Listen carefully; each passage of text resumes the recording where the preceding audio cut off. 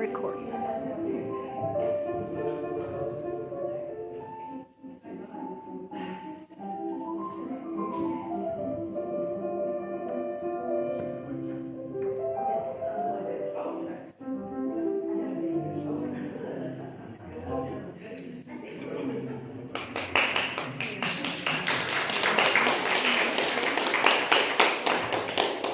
Thank you all so much for coming. It's just thrilling to see you, and it's even more thrilling to have the event to celebrate. So before I go into any talk or reading, I just want to give thanks to Ken Yamamoto, who works at the lab and is also a concert pianist, and has agreed to just make this, bump it up a little, make it more stuff.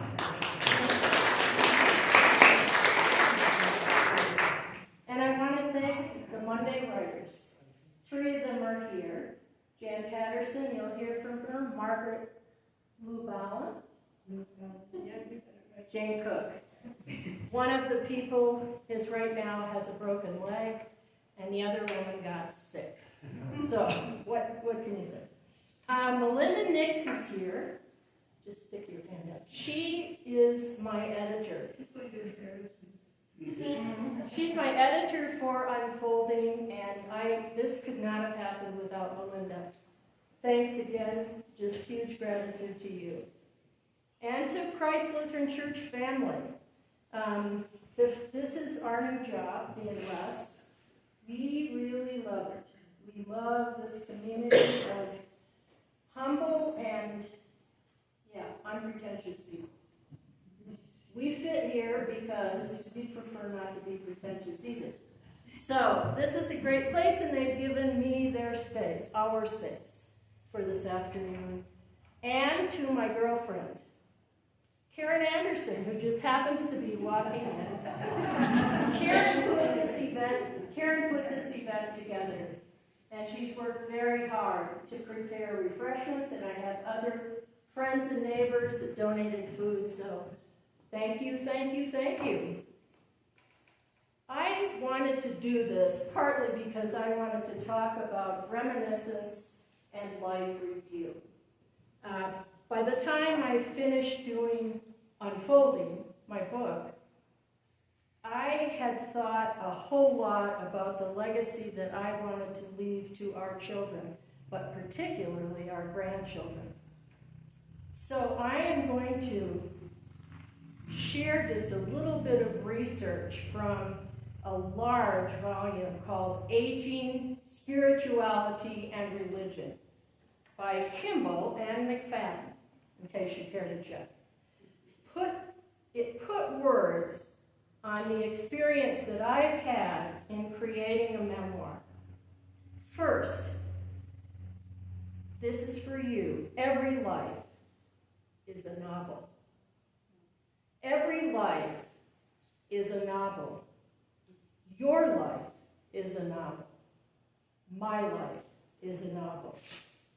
And every story is worth telling. No life is insignificant. While disclosing our stories, we wrestle with questions like, did my life really matter to anybody? Was my time on earth well spent? What can I look back on with pride instead of shame? What did I mean to others? And what did I mean to others? Answering those questions was actually a marvelous experience for me, and that's because I'm now 77. If I had attempted this project in my 20s, my self-report would have been a disaster. Upset, strung out, unbalanced, miserable, etc. It's great to be old if you're not sick. That's my bottom line. Life review and reminiscence yields long-term gains by bringing understanding to the events of our lives, both the wreckage and the romance. So in doing this, we are sharing our hearts. I want you to hear that again. We are sharing our hearts with future generations. And what is more important than our heart? Written memories have become valuable, especially because, and there would be several people here who know this, we are not living with our children and our grandchildren. They are not sitting at our knee hearing stories about grandma and grandpa and old crabby Tanti Ahana. So, written memoirs have taken a more important place. In fact, over the past decade, there's really been an uptick, unprecedented, in publications by aging adults who want to tell their story. And I believe that this impulse for self-reflection is indicative of those of us in particular that are baby boomers. But in all times and in all places, from the beginning of time, people have shared their stories. We all know that. I think that we're giving so much attention to this because we may realize by now money is not the most important legacy. The most important legacy is that our children and grandchildren know us. They know the things that made our hearts sing, and they know the places where we stumbled and had made some maybe brutal mistakes and got up, hopefully, picked ourselves up and kept trucking. So we like to tell our stories, we women in our 70s and 80s in particular, and leave behind these memories and these true stories exactly so that our grandkids and our children will know that the first time they trip up, it's okay. Someday you're going to be glad you did in an odd way because you're going to know it made you who you are. We can't become integrated persons without some real hard living. At least that's my bias. So for me, Unfolding is the culmination of a project that began 10 years ago with these three women. We took a class at Santa Fe Community College from Barbara Rockman, very well-established poet in town. And this class just hooked me from the second I saw it. Women writing their lives. I was there. I was like, yes, somebody designed this for moi. But then, when it was finished, there were 5 or 6 of us. Margaret, I think you said, who wants to keep going? And we did. And we have spent most Mondays for the past 10 years together, from 10 to 12, writing and helping each other, doing some gentle critiques. I think all of us grew a great deal in the strength of our writing. I would not ever have attempted what I've been able to do without the time with these women. And the other thing that happened to us, of course, being girls, we told our stories in writing and in person. And we have supported one another through good times and not so great times. Margaret was my inspiration. Margaret Llewellyn? Okay. I wish I had asked Margaret to bring a copy of her book. She's our forerunner, our foremother in publishing. Actually, Jane, you published probably even before any of us, but never mind. I'm pumping Margaret. She has a beautiful collection called Small Arrows, and maybe sometime we can make that available here too, because people love it. It's on Amazon, right? Yes. Okay, you could say more about it. You could give a commercial. So Unfolding is my story divided up into my family history, and it's stories about my parents, my grandparents, my aunts and uncles, children, grandchildren, and some of those are just essay form. The parts that I like the best, the first part is my story, my autobiography, told basically in poetry. It's really been cool learning to tell my story in poetry because I love poetry. And it includes my passions for cats, collages, which I'll tell you a minute about that, and gardening.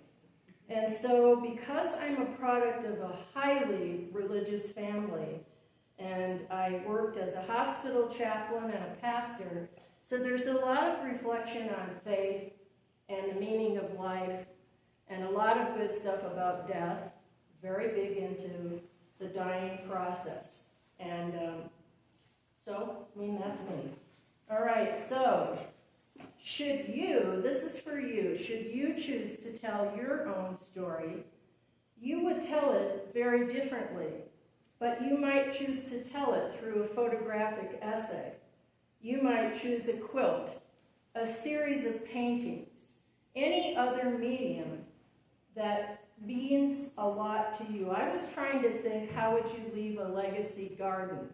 Because if you move a lot, then maybe no one would see it, but at least you'd have that exercise and could show it to your kids before you moved. But you can think about it. Think about the importance of your journey. What you have that you could say, not just to kids and grandkids, but to life, to the world. We're such good stories.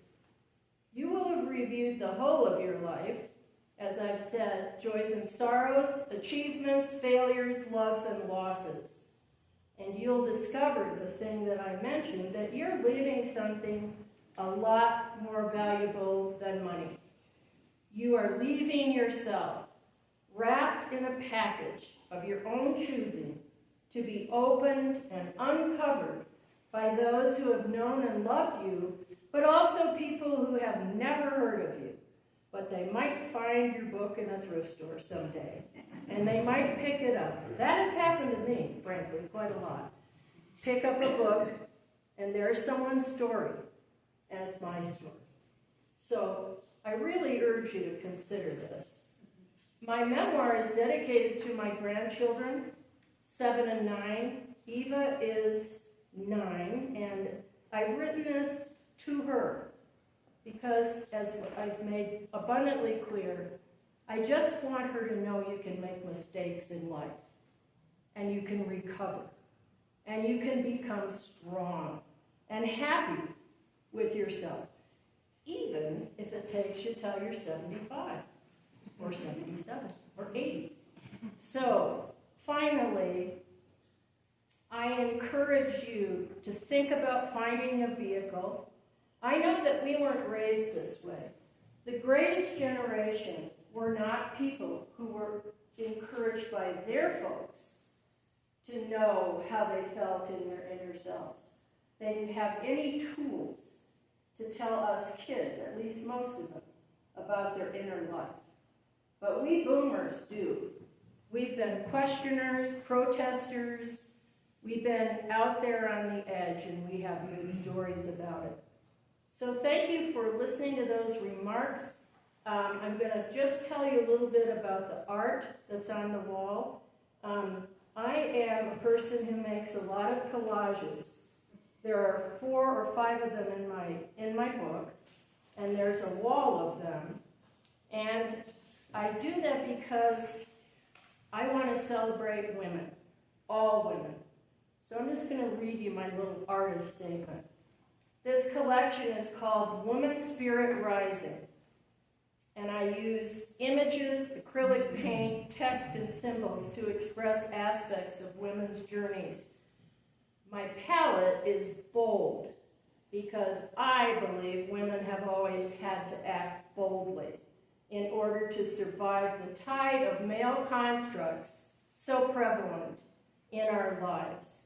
I identify deeply with the joys and sorrows of women worldwide, and I celebrate the joy of discovering a woman's way of being in this world. So thank you. Thank you very much. And now, I'm going to read a few poems, and I'm going to ask my friends to read a few as well.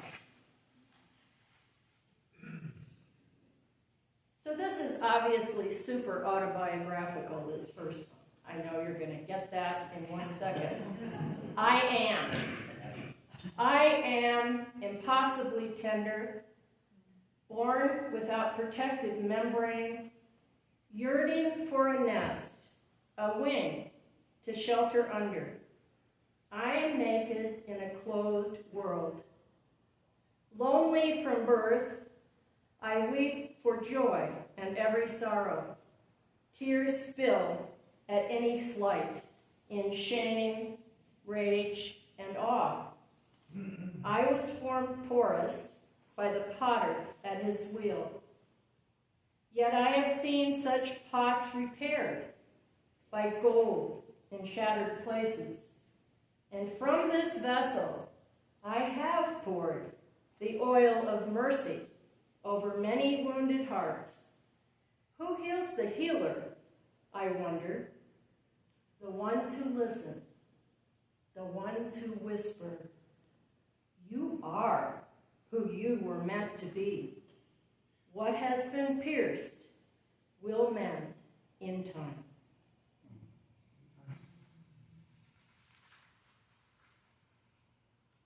The second one, not the best page turner, is about our son, John Krister. It's called Firstborn. My little fish, coaxed from my warm sea, I bore you like unripe fruit. The labor long, the forceps pinching. I sang at your birth. You nestled into my waiting breast, nibbled, retreated, too weary to suckle. We were new, tiny frog. Under incubator lights, cotton balls taped to your eyes. We were a timid duet, waiting in our hospital cocoon for your sallow color to blush pink. You became my bright-eyed boy, ablaze with imagination, words tumbling, questions spilling, at home in the world. Then in a foreign country, an ocean away, with a new language, a new school, bullies hurt you. Yet you flourished. You found your voice in word crafting, in fatherhood, in song. And I have the great joy of having our daughter here this afternoon, Karis. And this is a poem. You know, some poems you really labor and crank it out, and then you hate it, and then you erase it, start over. This one just flowed right out. Karis, child of grace. That's what Karis means. I longed for this daughter, joined heart to heart from conception. A dark-haired beauty with a lusty cry, nights and days askew, she rested on her father's chest. Her toddler brother, yearning for my lap, watched silently while she nursed. My arms full of her pure essence. Tied to each other from the beginning, the umbilical cord persisting through struggle and joy. The grace that is in her, evident in her forgiving nature, tender toward those who disappoint her, larger in spirit than me. I celebrate her kindness and resilience. She is the friend of my heart and soul. I travel my aging path, certain that she will walk me home. And finally, if I can find it, and if I can, I'll have the girls go first. It's not looking good. I'm going to introduce Jan next. Jan Patterson is many things. She is an actress, a writer, a multimedia artist, probably a lot of other stuff. But most of all, she is my extremely close friend. Thank you, Jan.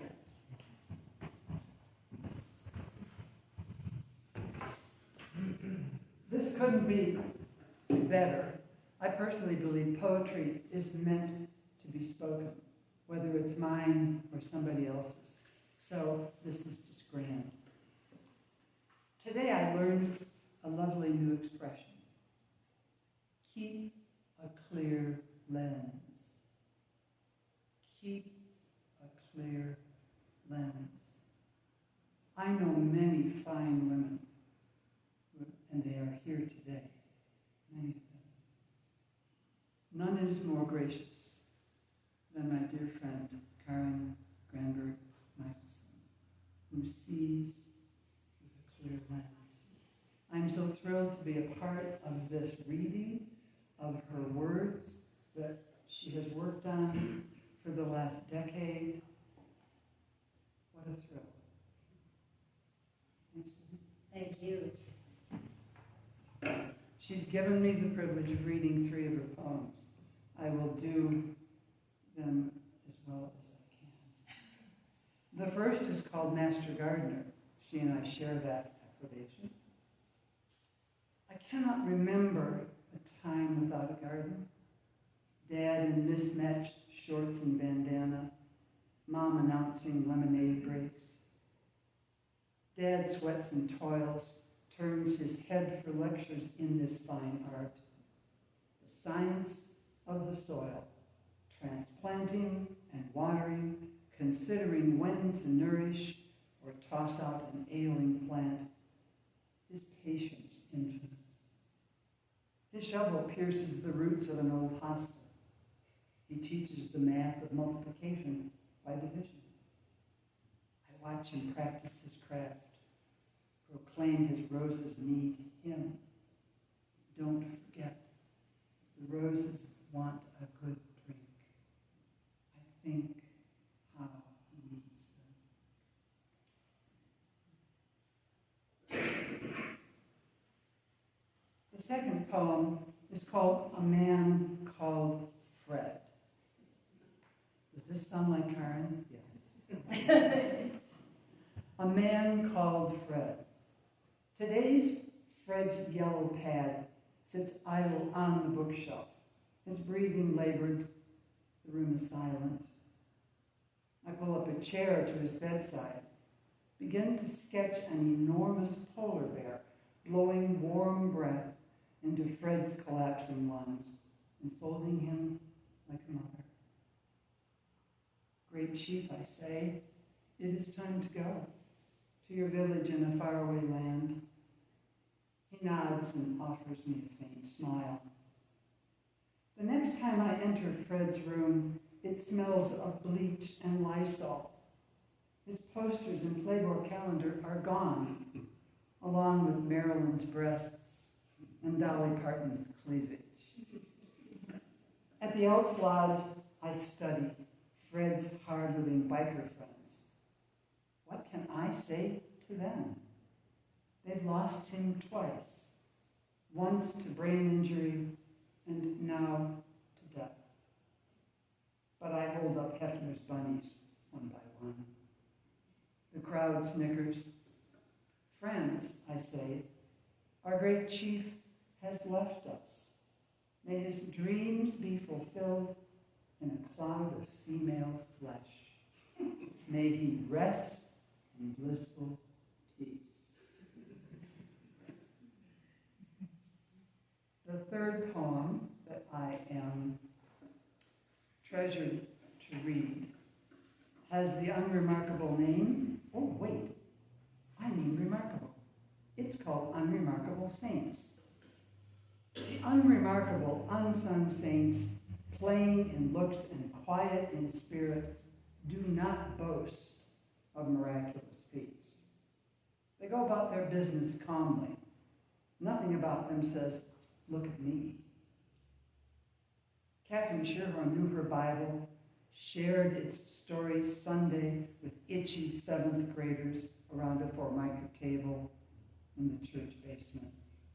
Lord knows only a saint does that. She taught us simply, devoid of big ideas. Imagine being Mary when she found out she was pregnant. Our faces reddened. How could you say pregnant in church? I used to study her freckled skin and curvy hair.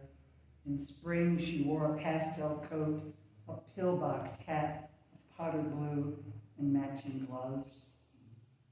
Catherine did not go to college, did not assemble faith from erudite discussion. It came to her as she scrubbed her kitchen floor, hung the laundry, cooked for Mel, sewed for Lynn. Yet I would hold her faith with greater minds in gratitude. Her path crossed mine. Thank you, Jan.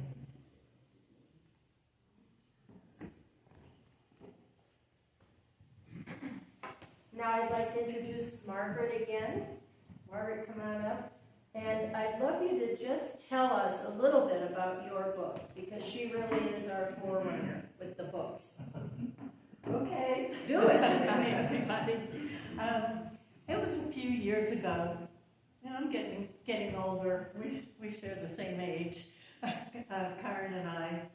And I've been in writing workshops for 30 years, or 35 years. So I had a poem over here on the shelf. I had one, I don't know, under a pillow. I mean, they were all over the place. And I thought, maybe I should gather them together, because otherwise, someone's just going to chuck them out. They might chuck out the book too, but I thought that at least it would be something of me that they would, I would leave for my children and my grandchild. And so that's how it came about. And so these guys were my editors. I would bring my poems every week, and they would make them better. And I finally put it together, and it's really a wonderful accomplishment. I'm working on a second book of short stories, but this is Karen's day, so I don't want to talk about it too much. So I want to say that it's been an absolute pleasure to be on this writing journey with Karen for the last 10 years. It's amazing, 10 years, and I'm writing every Monday, or of 52 weeks, maybe 43, something like that. And I'm so honored that she asked me to read this group of her poems today. And you'll hear themes in here of gardens and grandchildren and life. The first one's called Planting Hope. I can place my heart next to yours when nothing else will do. Together, we will tell each other what we know and what we don't, what can change and what will never, how to survive broken dreams. I can place my heart next to yours, as I have since you were born, a little sister eager for my company, taken care of then as now. And I would, if it was possible, move mountains, ford streams for you.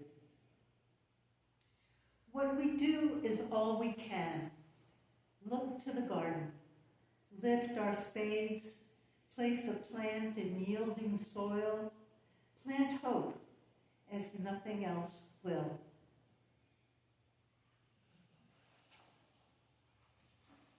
So I'll turn the pages either, but I didn't mark them all. Okay, this next one is called Heartbeat. My heart inclines its ear, hears the rivers of grief in a friend's words. It is the unsaid that shapes our secret seams of sorrow.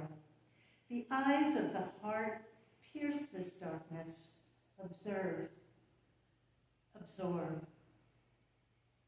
The pulse tunes to suffering, racing and slowing, This is a desert place.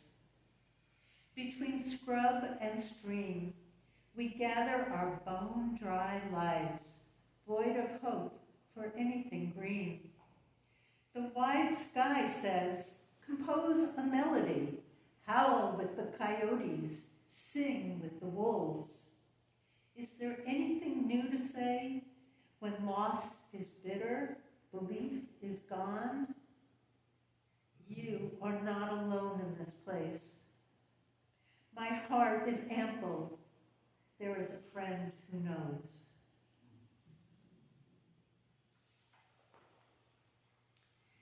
This next poem is called Small Joys. There is bliss in a mountain meadow, luminescent butterfly wings, stars in the night sky, a moon path over water. There is delight in hearts that find each other in a granddaughter's gaze. The silken cord that binds us, joy lives in shouts of acclamation, bold song and dancing feet, ducking under sprinklers, running in the wind. It unfurls in the stillness of shared dreams and struggle with this man who loves me as I am, resides in the comfort of his arms. Joy perches at the foot of our bed. And let me find our last poem. It's in here. Yes.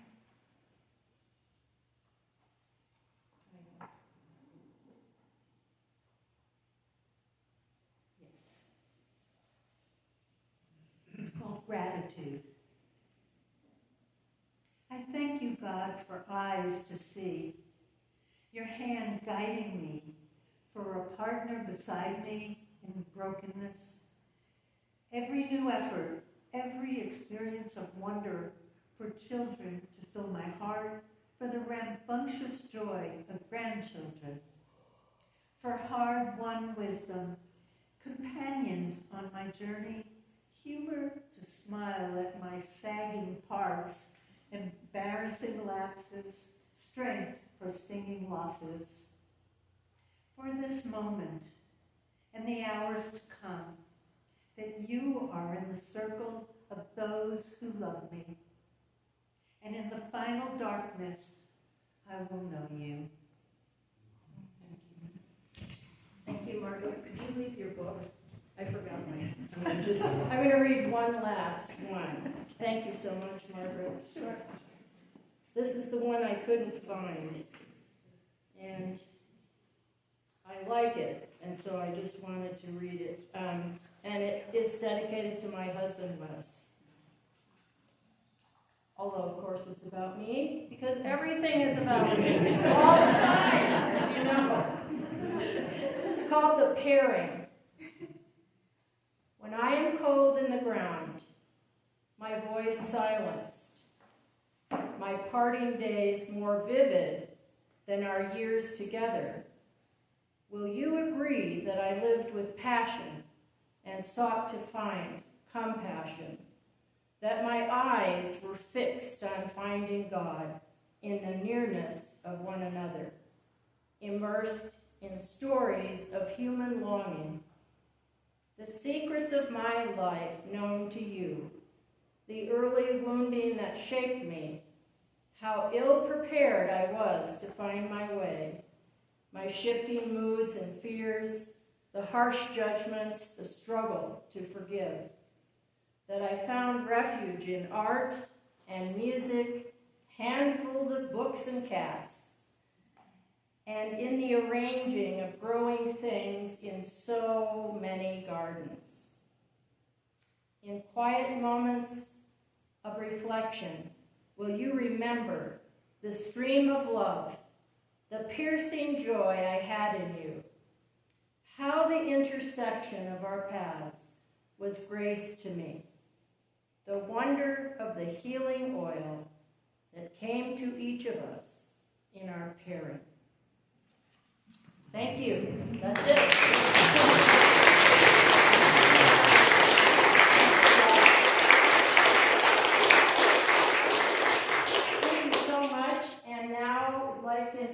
did two things. We've got great food in there, got some art.